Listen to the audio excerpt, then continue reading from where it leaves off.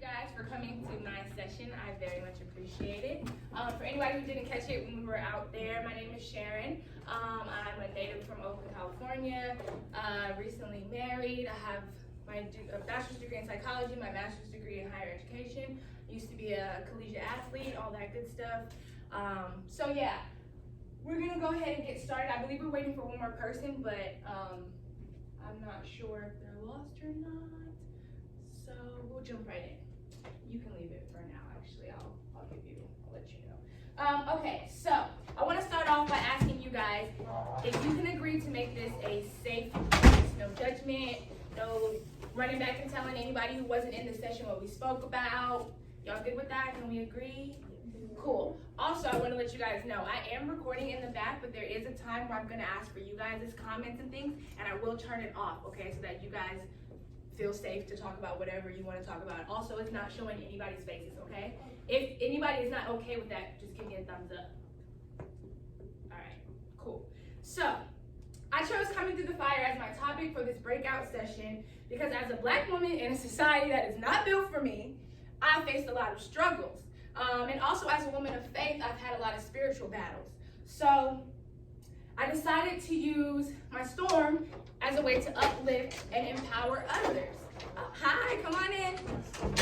So I'm going to talk to you guys, take you guys through my journey and tell you tips and ways that I reach my goals despite being in the midst of multiple storms.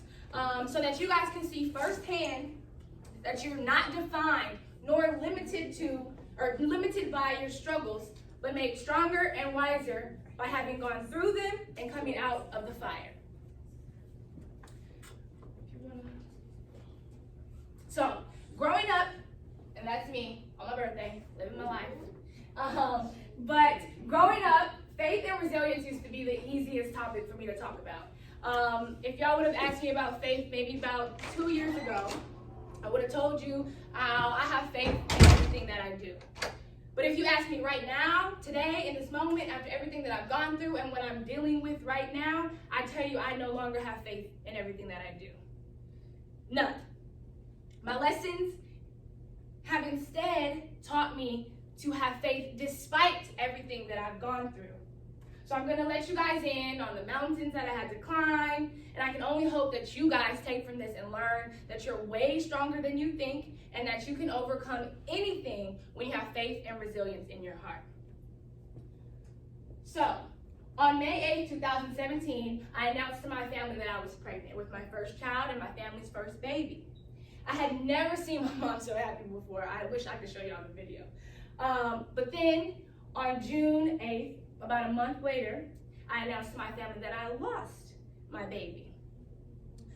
Thank you. I called my baby Sunshine because it was the light of my life at the time. I miscarried 2 months before I began my master's program. I suffered this tremendous loss alone. I was by myself dealing with this. I felt cold, empty, and considered dropping out of school before it even started. But faith.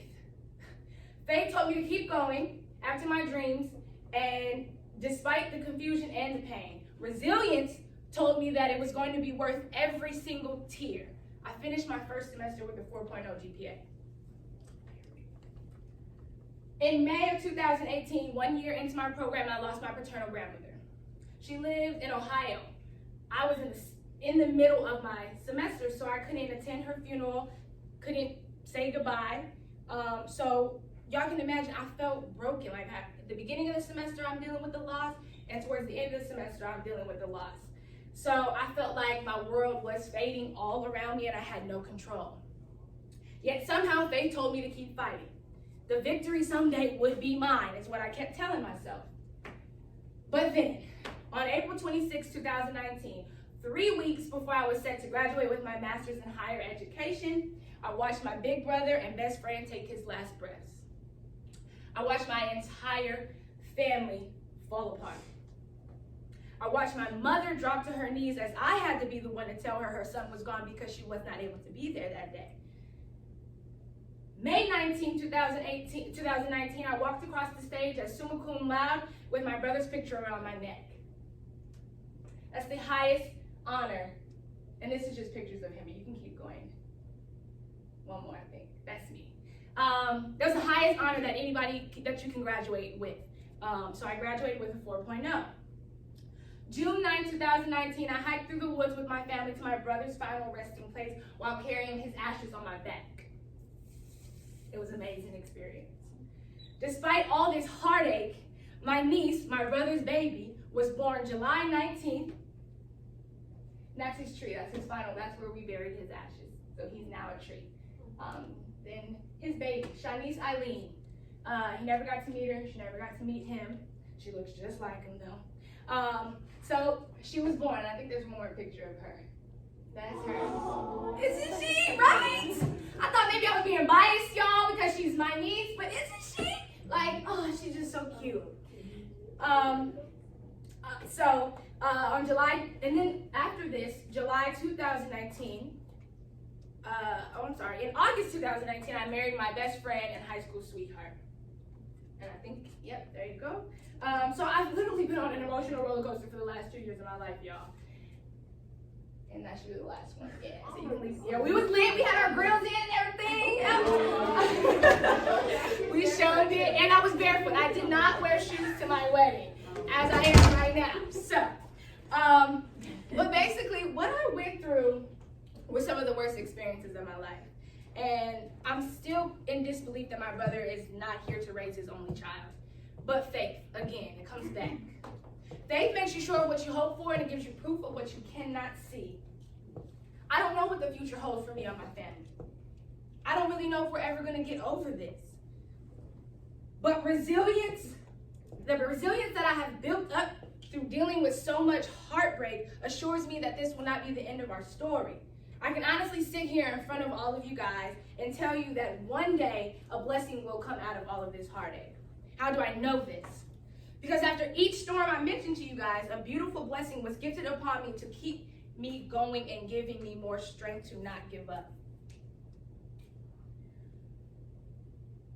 I can sit here and tell you this story in the midst of my storm while I'm still dealing with heartache. My brother shouldn't have died the day that he died, so now I'm going through the fight of talking to lawyers and dealing with his case and trying to figure out what happened and seeking justice for him as a black man who was left to die in a hospital room. I can tell you guys that no battle is too large, no mountain is too high, and no pain can cut deep enough if you truly believe in your heart that at the end of the day you will win. Me being here alone is proof that y'all are stronger than you think and that you can make it out. Every experience in your life, whether it be negative or positive, is meant to make you more complete. Would you be here today, and would you be as proud as you are had you not almost flunked out? Had you not had to deal with heartbreak, the loss of friends, the loss of loved ones, all kinds of things? Would you appreciate, I don't think you would appreciate where you are today if you hadn't gone through what you've been through. Would you appreciate meeting your goals as much if you were in jeopardy of never accomplishing them? If the race was easy, when you get to the finish line, will it really matter? You didn't have to stumble and get back up to get there. Also, your experiences can be used to help others get through what they've been facing. Using your experience as an example for others who are struggling just like you were at some point in your life, because you will come out of the fire. So, I don't want to just talk to y'all and give y'all nothing to take from this. So these are some coping mechanisms that I want you guys to keep in mind, okay? Because honestly, they saved my life. After dealing with everything what I dealt with, I was just done. I didn't have nothing left to give. I felt like everything had been taken from me. So things like journaling, prayer, meditation, exercise, therapy, even just sharing your emotion with your friends, writing a letter, ripping it up, burning it, burying it, doing whatever, or giving it to the person who needs to hear it. Whatever you need to do to share your experience. Because society will tell people of color that we are not allowed to express ourselves at the same rate as others. Black women, we can't be angry. We're told we can't be weak. We have to always be strong. We have to endure pain in order to be loved. And then our black men are destroyed every day in this world that we live in. So I want you guys to understand that that's BS. It's unhealthy for you to hold your feelings in. There is healing in letting it out. And so often we get so caught up in, I can't let nobody know what I'm dealing with because they're going to judge me. They're going to think this is me. They may tell somebody. They may call me weak. They may think differently of me. Who cares? Everybody in this room has dealt or is dealing with something. And you feel alone, and until we are able to bring it out of ourselves and share, you end up recognizing that a lot of people around you are dealing with similar things, and y'all can use each other, lean on each other, and help each other, build each other up. So please utilize these, guys, okay? I also want to give you guys a chance to ask me any questions, share any comments or advice that you guys may have, or share an experience that you kind of want to get off your chest. And I'm going to stop the recording at this point. Y'all can feel free to ask me anything you want. I'm an open book. Literally anything you want, and it doesn't necessarily have to hit on anything that I spoke on. Any questions, comments?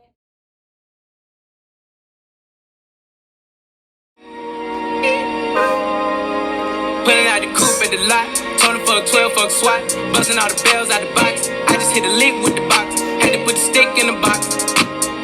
Pour up the whole damn seal, I'ma get lazy. I went to Coming Through the Fire with Sharon in Washington, and it was really great. She pretty much talked about like her trials and tribulations that she went through in her life and how she overcame it with faith, and basically has helped us allowed us to write out any problems that we had, just rip it up, and gave us coping mechanisms such as meditation or prayer. So it made me realize that I really need to get back on track with understanding like the Lord and everything. So thank you very much.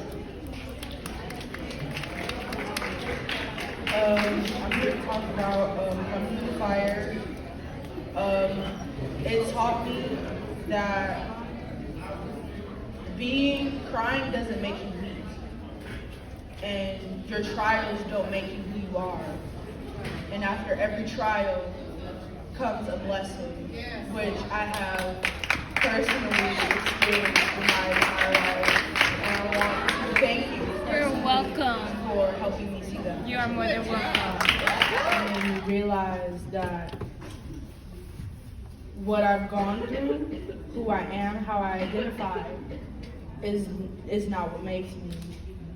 And I went through a really rough patch with my mother when I came out as lesbian.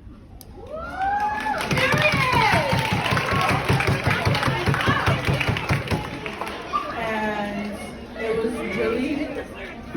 it was really hard for me because my mother was my life in America, half my life in Africa, and I just got back here in 2018. So there is definitely a difference, and people just don't understand your culture, like where you're coming from. In Zimbabwe, I wasn't Zimbabwean. Here, I'm not American, and I have to live those two lives every day.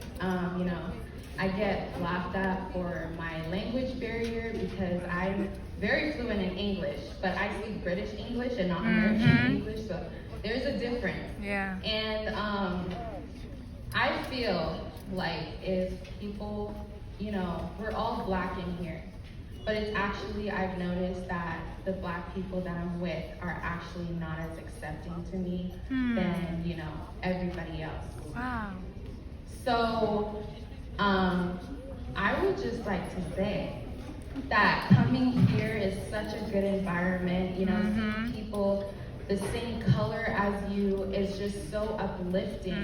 And for you guys, I've seen like the support, all the people that were speaking, that's so supportive.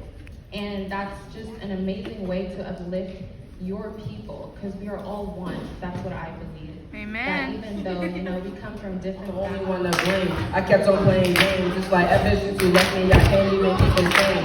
Why'd y'all have to leave me? Why'd y'all have to give me pain? It's like ever since you left me, I ain't never been the same. I'm the only one to blame. I kept on playing games, just like ever since you left me, I can't even keep the same. Sorry, played around with me, always kept me stressed. You always came home, but you never got your rest. This life is just a test. I'll always try my best. You told me when I was little, I'm better than all the rest. Huh. Praying now and then, afraid I'll be dead. Don't even want to sleep when I'm in my bed. I pray one day I'ma be with you. Then I can tell you again that I love you. Got a lot of things, but as you all have seen from the different people that have said something, they have different stories. I'm not trying to be deep, so y'all something. But they have different stories. We all have different stories. We go home to different backgrounds. And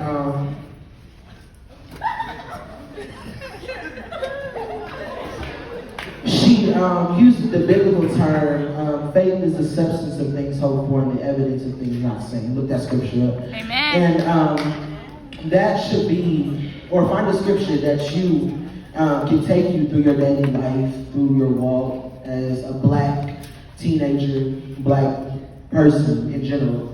Because no Caucasians will understand the PTSD of being black. Hello. Hello. You on it? You on it? You on it? So as you guys can see, that event was amazing. So to give a further background, I was asked to be a presenter at Freedom High in Brentwood, California's every annual Black History Month Pride Conference. It's for their African American students, and it's like a conference. They have speakers. Eli wanted to be in the video. Shh. They have different speakers, and then they have breakout sessions. Each breakout session is on a different topic. My topic was coming through the fire, how to deal with trauma and still accomplish your goals. And so what you guys saw was my presentation, and then what you got to see afterwards is what the students felt that they learned from my presentation. And then it was so crazy because I guess my presentation touched them so much that they felt comfortable talking about their situations and their experiences in front of the entire room of people. So in our breakout sessions, we had small rooms and it was a safe space. You know, you knew you could talk about it there and nobody would mention it. But they themselves felt so empowered and felt the healing that they talked about their experiences in front of everybody. So what you see at the end is the kids sharing their situations in front of everyone, everybody receiving them and lifting them up. And it was just a beautiful, beautiful thing to see our Black kids have the space to be vulnerable, but also support each other. It was amazing. So thank you guys for watching. Please stay tuned for more Off the Mic with Queen Renny, because right now the podcast is on hold. So I appreciate you guys for continuously supporting me. Please don't forget to like and subscribe and share this video. Tell me what you guys think about it. It was a beautiful thing, and I hope to do more like that. So, Queen Renny out.